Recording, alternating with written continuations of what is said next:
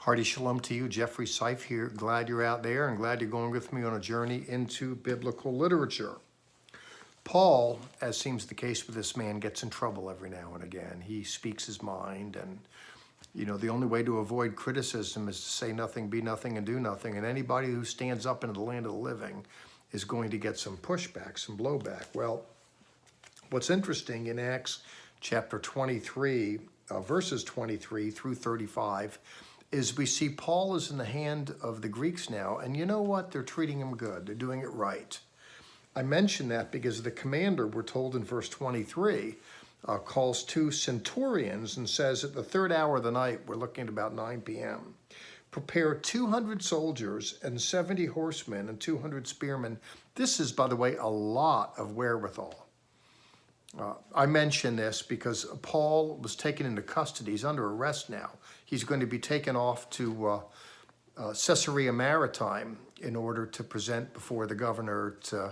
The commander has tried to sort this thing out. He'll say as much, that there was a ruckus. He seized the man, took him before their Sanhedrin, to use his language. He took Paul before the Jewish tribunal, and that was more confusing than anything. So he takes Paul back again into custody.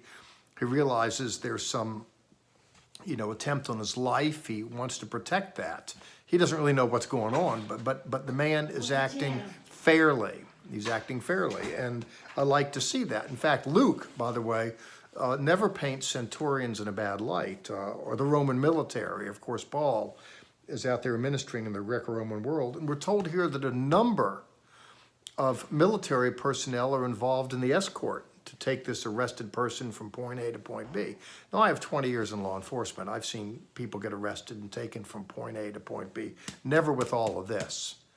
I mean, this is a real show of force. Someone wants to ensure that justice prevails. He's aware there's a plot on a man's life.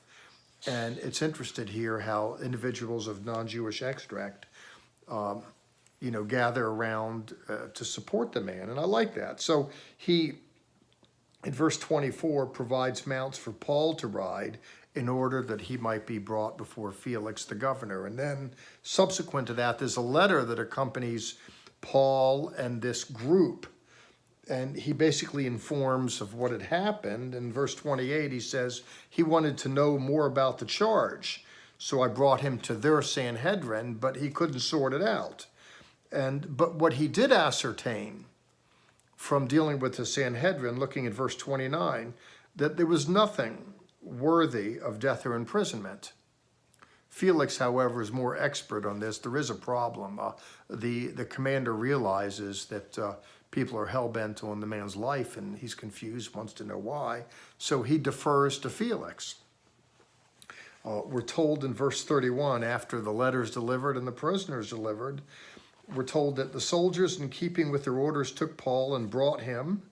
On the next day, they returned to headquarters, leaving the horsemen to go on with them. And they came to Caesarea and delivered the aforementioned letter and the prisoner, we're told. And upon reading the letter, the governor asked what province Paul was from, subsequent to which he said he was from Cilicia. Paul, by the way, was from Tarsus, as Bible readers are aware. He was a Hebrew, but he didn't have an Israeli passport. I use that expression.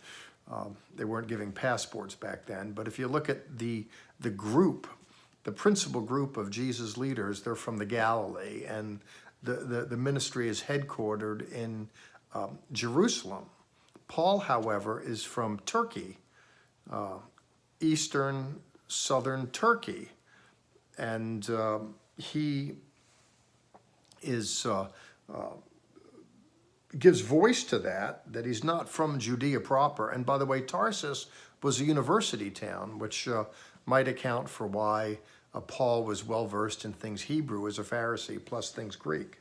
Smart guy. Well, the letter is delivered to Festus, and he says in verse 35, I'll give you a hearing when your accusers have arrived. Again, that's fair. That there's a ruckus there, and there's no point trying to sort it out now. You need to hear the accuser, hear the prosecution, hear the defense, and sort it all out. That's the way to do it. Then we're told he gave orders for Paul to be guarded in Herod's praetorium. You can visit Caesarea Maritime today, and I hope you will visit Israel if you haven't.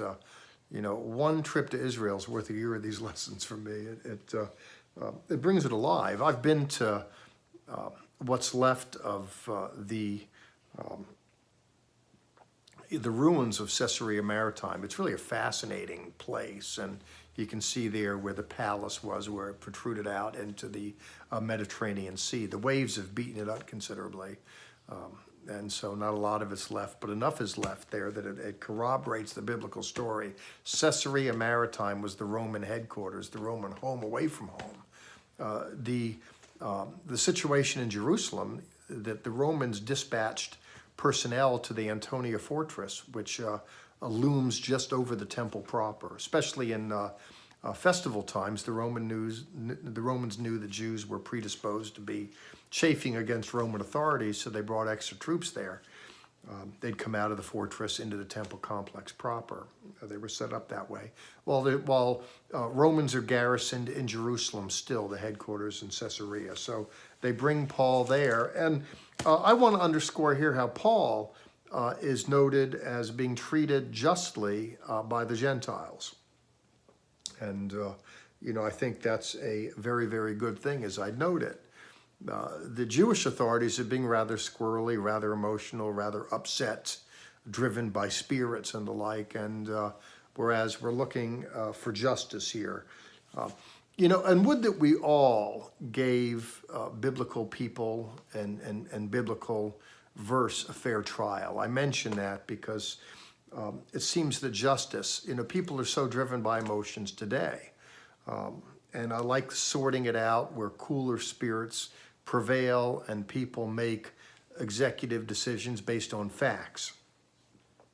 I've encountered this in my own career in law enforcement where, you know, you respond to a scene, the emotions are flared, tensions are high, and she's saying this and he's saying that. It goes back and forth. And to try and settle it down, get to the facts, hear the respective stories, see what kind of physical evidence corroborates what, and then you know, resolve the situation. There needs to be some kind of dissolution. You can't leave it like that. And that really is what's at play here. And that striving for objectivity, I think, is so important in life because people lose their sense of that. And Luke here, as I'd said earlier, he wants to underscore that the Gentiles were doing it right. Of course, if you look at Luke's readers, in large measure, Luke is out there in the Greco-Roman world ministering with Paul to individuals of non-Jewish extract and Jewish extract. And he is not wanting to cast aspersions on the Roman juridical process. And he wants to underscore that Paul was treated fairly, that Paul's circumstances are driven by Jewish angst, but not just that, it's by the Lord. Paul was told earlier that the Lord is working through this in order to get him to Rome.